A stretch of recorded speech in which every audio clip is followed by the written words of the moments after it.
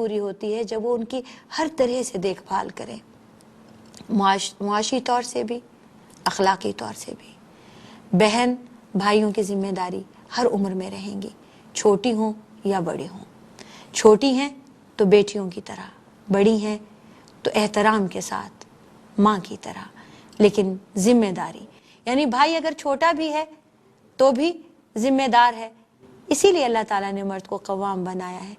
ناظرین کرام، خاص طور سے میں بہنوں سے یہ بات کہوں گی کہ اس بات میں آ کے کبھی کبھی خواتین کم ظرفی کا مظاہرہ کر جاتی ہیں اور لے کے اللہ تعالیٰ سے ہی شکوے بیٹھ جاتی ہیں کہ ہمیں بھائیوں کو زیادہ رتبہ دیا، یا بھائیوں کو زیادہ وراثت دی، یا بھائیوں کو زیادہ حق دیا۔ نہیں، بھائیوں کو آپ کا ذمہ دار بنایا۔ آپ شادی کے بعد بھی ان کی ذمہ داری رہیں گی، شادی سے پہلے بھی ان کی ذمہ داری رہیں گی۔ اللہ تعالیٰ نے سوچ سمجھ کر یہ تمام قوانین بنائے۔ وآخر دعوانا ان الحمدللہ رب العالمین۔ السلام علیکم۔ کیسے کیسے دیے میرے سرکار نے یہ نگین ہمیں روشنی کے لیے، بن کے خیر الورا آ گئے۔ نحمدہ ونصلی علی رسولہ الکریم۔ عزیزان گرامی، السلام علیکم ورحمۃ اللہ وبرکاتہ۔ ہمارا آج کا موضوع اسلام میں عورت کا مقام ہے۔ ہم نے پچھلے لیکچر میں یہ بتایا تھا کہ اسلام سے پہلے عورت کا کیا مقام تھا، کیا حیثیت تھی، دنیا کے تمام مذاہب اور کلچرز نے عورت کو کیا جگہ دی، اور اسلام کے آنے سے عورت ذات پر کیا احسانات ہوئے۔ حضرت عمر کا ایک قول ہے، جب ان کی ایک مرتبہ ان کی کسی زوجہ محترمہ سے لڑائی ہو گئی تو وہ غصے میں آ کے بولے کہ اسلام نے تم لوگوں کو عزت دے دی ہے، ورنہ اس سے پہلے تو تمہاری مجال نہیں تھی کہ ہماری آنکھوں میں آنکھیں ڈال کے بات کر سکو۔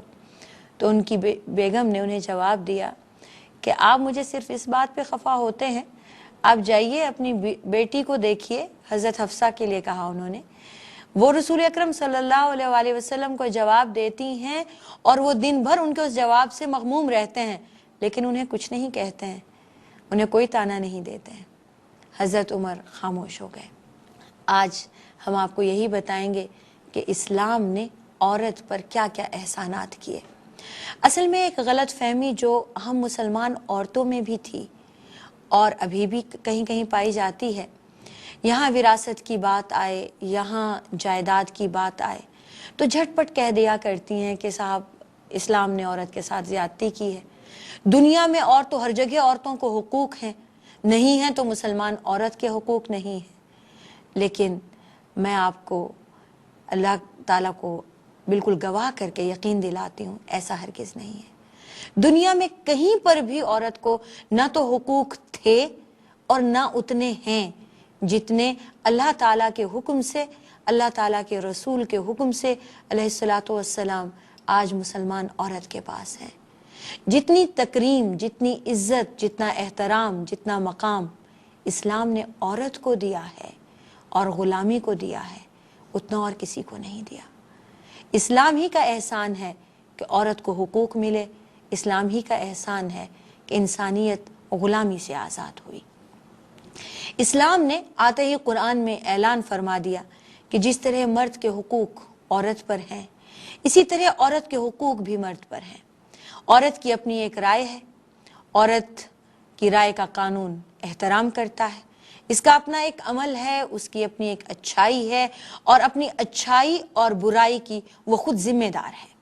اسلام میں عورت کے ہر عمل کو قبول کرتے ہوئے اللہ تعالیٰ اس کی جزا دیتے ہیں، اور تمام عمل کرنے والے مرد اور عورت کو برابر اجر ملتا رہتا ہے، ان کا عمل اپنی اپنی جگہ مسلم ہے۔ جبکہ دوسرے مذاہب میں اگر عورت کوئی نیکی کرتی ہے تو وہ عورت کو اجر نہیں ملتا، بلکہ عورت جس کے تابع ہے اس کو اجر ملتا ہے۔ ہندو مذہب ہو، یونانی مذہب ہو، مصری مذہب ہو، رومی مذہب ہو، کسی بھی مذہب میں عورت اپنی اچھائی کا جزا اور برائی کی سزا خود نہیں، سزا تو البتہ اسے خود ملے گی، جو برائی اس نے کی سزا بھی کئی کئی گنا ملے گی، لیکن جو اچھائی کرے گی وہ اچھائی اس کو ملے گی، وہ نیکی اور ثواب اس کو ملے گا جس کے وہ انڈر ہوگی۔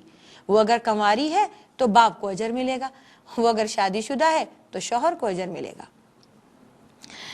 یہی نہیں بلکہ عورت کو اپنے خاوند، اولاد، والدین کا وارث تسلیم کرتے ہوئے اس کی ملکیت کے حقوق بھی اللہ تعالیٰ نے تفویض کر دیے۔ عورت اور مرد بلحاظ اعمال برابر ہیں۔ وہ عمل جو مرد پر فرض ہیں عورت پر بھی ہیں۔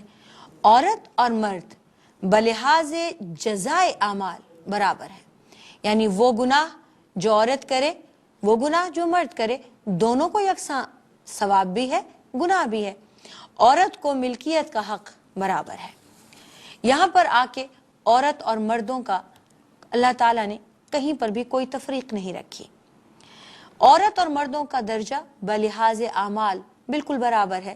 قرآن مجید کی سورہ احزاب آیت 35، ان المسلمین والمسلمات والمؤمنین والمؤمنات والقانتین والقانتات والصادقین والصادقات والصابرین والصابرات والخاشعین والخاشعات والمتصدقین والمتصدقات والصائمین والصائمات والحافظین فروجہم والحافظات والذاکرین اللہ کثیرا والذاکرات اعد اللہ لہم مغفرتا واجرا عظیما۔ بے شک مسلمان مرد اور مسلمان عورتیں، مومن مرد اور مومن عورتیں، فرما بردار مرد اور فرما بردار عورتیں، سچ بولنے والے مرد اور سچ بولنے والی عورتیں، صبر کرنے والے مرد اور صبر کرنے والی عورتیں، عاجزی کرنے والے مرد اور عاجزی کرنے والی عورتیں، صدقہ و خیرات کرنے والے مرد اور صدقہ و خیرات کرنے والی عورتیں، روزہ رکھنے والے مرد اور روزہ رکھنے والی عورتیں، اور اپنی شرمگاہوں کی حفاظت کرنے والے مرد اور حفاظت کرنے والی عورتیں، اللہ کو کثرت سے یاد کرنے والے مرد اور کثرت سے یاد کرنے والی عورتیں۔ اللہ نے ان سب کے لیے بخشش اور اجر عظیم تیار کر رکھا ہے۔ عورتوں اور مردوں کا درجہ بلحاظ عمل برابر ہے۔ چونکہ قبل از اسلام مختلف معاشرے میں عورت کے اعمال کی کیا، عورت کی ذات کی بھی کوئی حقیقت نہیں تھی۔ عورت بے وقت، بے حقیقت چیز تھی۔ اسلام نے عورت کو عزت کے اعلیٰ مقام پر فائز کیا، اور اس آیت میں نیک اعمال کرنے والی عورتوں کو واضح طور پر بتا دیا کہ یہ بالکل مردوں جیسا ہی اجر ان کو ملے گا، مردوں جیسی ہی بخشش الہی ان کے نصیب میں بھی ہے۔ اس کی ضرورت اس لیے پیش آئی کہ عہد نبوی میں عورتیں نیکی کے کاموں میں سبقت لے جانے کے لیے اور آخرت کی کامیابی کے لیے بہت حریص ہوا کرتی تھی، بہت طلبگار ہوا کرتی تھی، اور بڑھ بڑھ کر محنت کیا کرتی تھی، راتوں کو جاگ جاگ کر عبادت کیا کرتی تھی، دن بھر تسبیحات کیا کرتی تھی، اور اجر و ثواب کا انہیں علم ہوتا تو اس میں رشک کے جذبات ابھرتے کہ اللہ تعالیٰ نے یہ سارا کچھ کیا مردوں کے لیے رکھا ہے، اس میں عورتیں نہیں ہیں۔ اور جہاد کے معاملے میں وہ اکثر رشک کیا کرتی ہیں کہ اس میں اللہ تعالیٰ نے صرف مردوں پہ فرض کیا، کیا عورتوں پہ فرض نہیں کیا؟ تو آپ صلی اللہ علیہ وآلہ وسلم نے انہیں تسلی دی کہ عورت کا جہاد اس کے حج میں ہے، انہیں اتنا ہی اجر ملے گا جتنا مجاہد کو ملتا ہے۔ اسی طرح اللہ تعالیٰ نے اپنے رسول کے ذریعے انہیں تسلی دی کہ بلحاظ عمل عورت ہو یا مرد دونوں برابر ہیں۔ اللہ تعالیٰ نے عورتوں کی شہادت بہت ساری اموات میں رکھ دی، حج میں بھی رکھ دی، بچہ پیدا کرتے ہوئے بھی رکھ دی، 40 دن نفاس میں بھی اگر کوئی عورت مر جاتی ہے تو اسے شہادت کا رتبہ ملتا ہے۔ اس طرح سے ام المومنین حضرت ام سلمہ کا ایک واقعہ ہے کہ انہوں نے رسول اکرم صلی اللہ علیہ وآلہ وسلم سے سوال کیا، یا رسول اللہ آخر کیا وجہ ہے کہ مردوں کا ذکر قرآن میں ہوتا رہتا ہے، اللہ تعالیٰ جب بھی مخاطب کرتے ہیں مردوں کو ہی مخاطب کرتے ہیں، عورتوں کا ذکر ہی نہیں کرتے؟ وہ فرماتی ہیں، ام سلمہ کا اپنا کہنا ہے کہ میں ایک دن اپنے گھر میں بیٹھی بال سنوار رہی تھی کہ حضور اکرم صلی اللہ علیہ وآلہ وسلم کی آواز منبر سے آئی، میں بالوں کو لپیٹ کر حجرے میں بھاگی کہ آپ کی بات تو سنوں، تو آپ صلی اللہ علیہ وآلہ وسلم سورہ احزاب کی آیت تلاوت کر رہے تھے جس میں اللہ تعالیٰ نے مرد اور عورتیں دونوں کو الگ الگ نام لے لے کر بتایا کہ اللہ کے نزدیک دونوں میں سے جو کوئی بھی ذکر کرنے والا ہو، عبادت کرنے والا ہو، روزہ رکھنے والا ہو، اپنی شرمگاہوں کی حفاظت کرنے والا ہو، اللہ تعالیٰ نے ان دونوں کا نام لے لے کر فرمایا کہ اللہ تعالیٰ نے ان کے لیے بخشش اور مغفرت تیار کر رکھی ہے۔ اس سے معلوم ہوتا ہے کہ عورتوں کی خواہش پر اللہ تعالیٰ نے ہر ایک کا الگ الگ نام لیا، اللہ تعالیٰ نے خود عورت کی عزت کی۔ عزیزان گرامی، یہ ضروری نہیں ہے کہ قرآن مجید میں اگر کہیں عورت کا ذکر نہیں آیا تو وہ